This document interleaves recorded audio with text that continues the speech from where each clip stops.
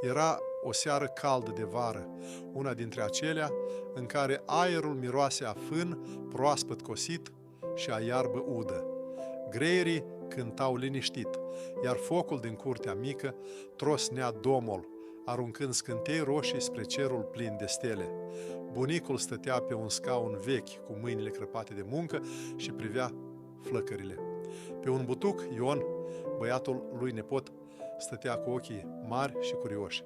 La picioarele lor, întins pe o parte, dormea Bobiță, câinele lor, credincios, cu blană cafenie și ochii blânzi. "Bunicule, noi suntem săraci?" a întrebat Ion încet, privind flăcările. Bunicul a zâmbit ușor, a pus un lemn pe foc și a privit flăcările cum dansează. "Depinde ce înțelegi prin săraci, băiete," a spus el încet. Bobiță a ridicat capul și i-a privit pe amândoi, ca și cum ar fi vrut să audă răspunsul. "O să-ți spun o poveste din vara, când eram de vârsta ta," a început bunicul. "Nu aveam bani mulți, aveam o casă mică, o bucată de pământ și o vacă, dar aveam muncă de făcut și responsabilități și aveam câinele meu, care mă urma peste tot. Dar tu ai să-l cunoști pe Bobiță, care e la fel de credincios și mai năzdrăvan." Ion și-a mângâiat câinele și a oftat ușor, simțind deja că povestea va fi specială. Dimineața începea înainte să răsară soarele.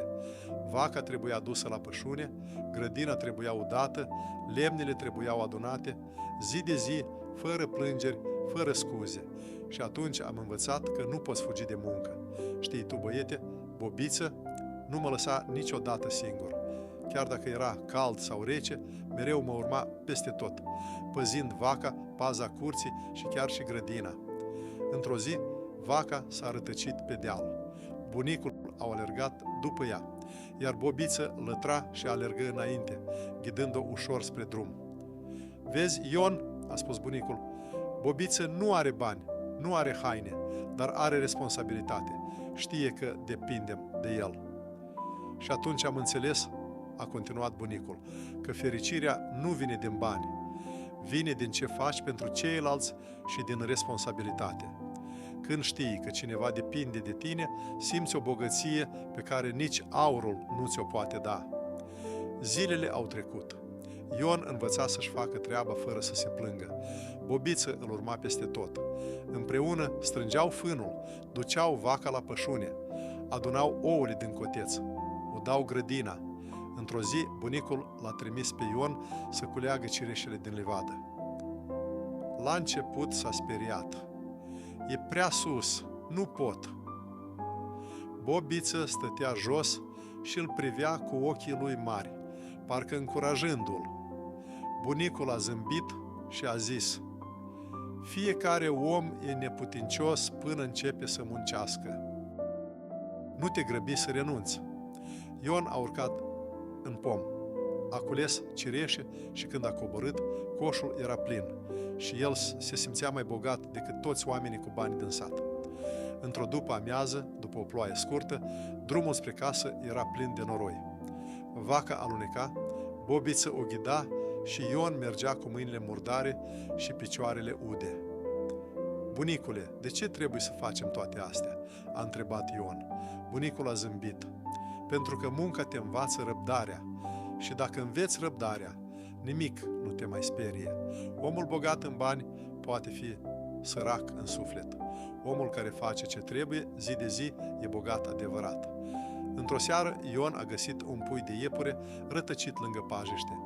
Bobiță s-a apropiat și a stat cu minte, lăsându-l pe Ion să ia puiul în mâini.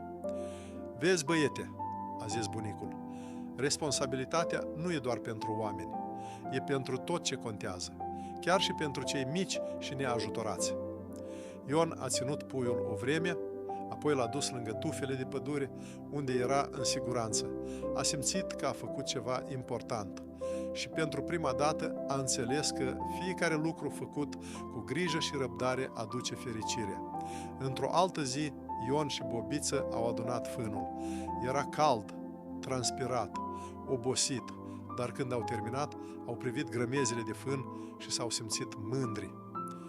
Bunicule, a spus Ion, simt că sunt bogat, chiar dacă nu avem aur sau haine scumpe. Bunicul a dat din cap. Asta e bogăția adevărată, băiete. Când ai muncit, ai grijă de ceilalți, ai făcut ce trebuie.